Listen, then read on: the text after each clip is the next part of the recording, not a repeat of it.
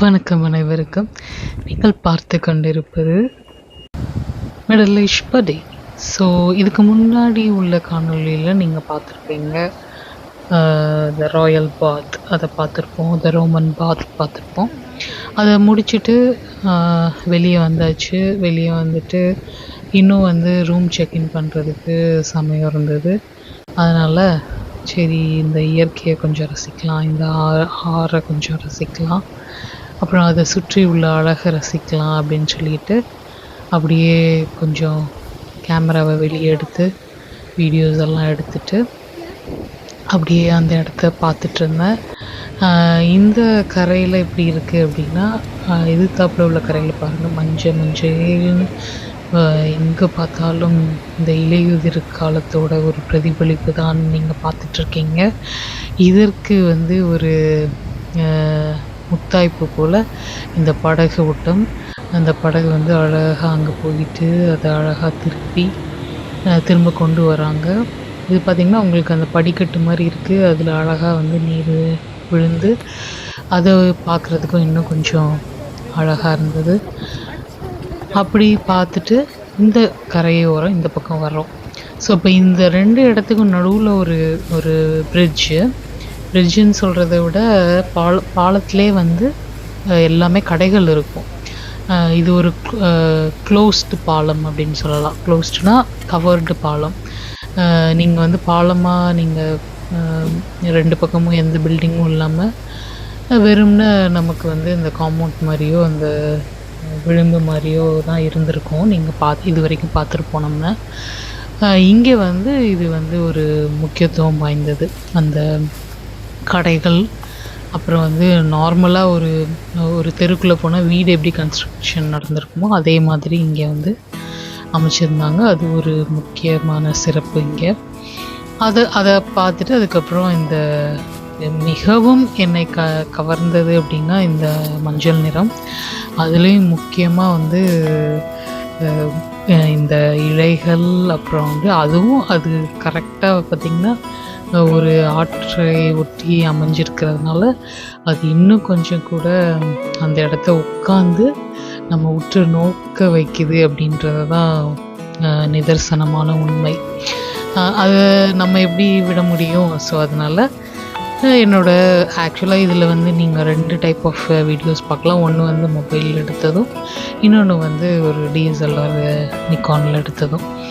மாற்றி மாற்றி உங்களுக்கு வீடியோஸோட டிஃப்ரென்ஸ், உங்களுக்கு வித்தியாசத்தை உங்களால் ஈஸியாக பார்க்க முடியும். அப்புறம் அதில் மக்கள் நடந்து வராங்க.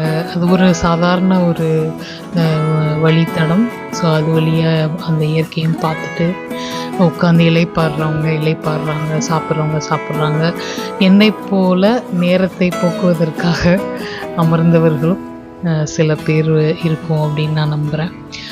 உட்காந்து அந்த இடத்த கொஞ்சம் நேரம் பார்த்துட்டு, கொஞ்சம் நேரம் வீடியோஸ், மொபைல்ஸ் எல்லாம் கொஞ்சம் ஒதுக்கி வச்சுட்டு அப்புறம் உட்காந்து நான் அப்படியே பார்த்துட்டு ரசிச்சுட்டு இருந்தேன். இதில் முக்கியமான விஷயம் என்னென்னா, குளிரும் அதிகம். ஏன்னா இன்னும் கொஞ்சம் கூட அந்த நீர் ஓட்டம் பக்கத்தில் இருக்கிறதுனால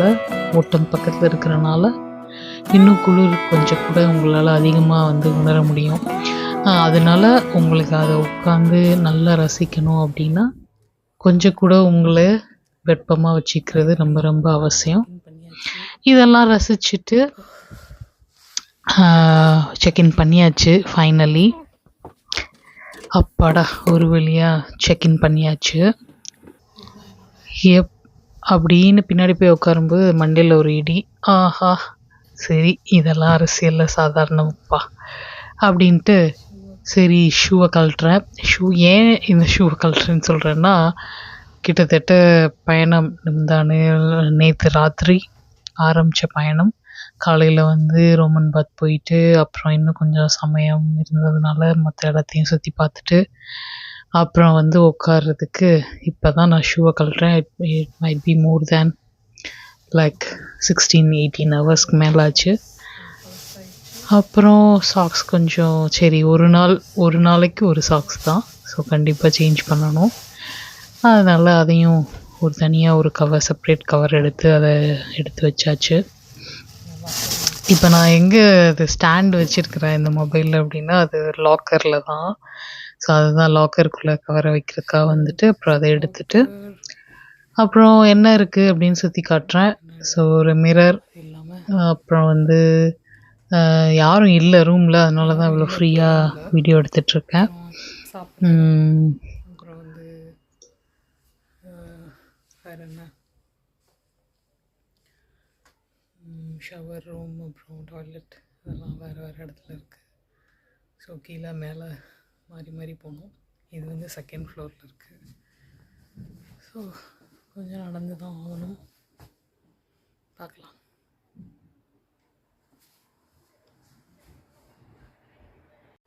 என்னுடைய களைப்பு மாறுறதுக்காக தூங்கி எந்திக்கலாம் அப்படின்னு ஒரு ஆப்ஷன் இருந்தாலும், நம்ம வந்தது நம்ம சுற்றி பார்க்குறதுக்கு, அப்புறம் நம்ம வந்து இளைப்பாறுவதற்காக தான்.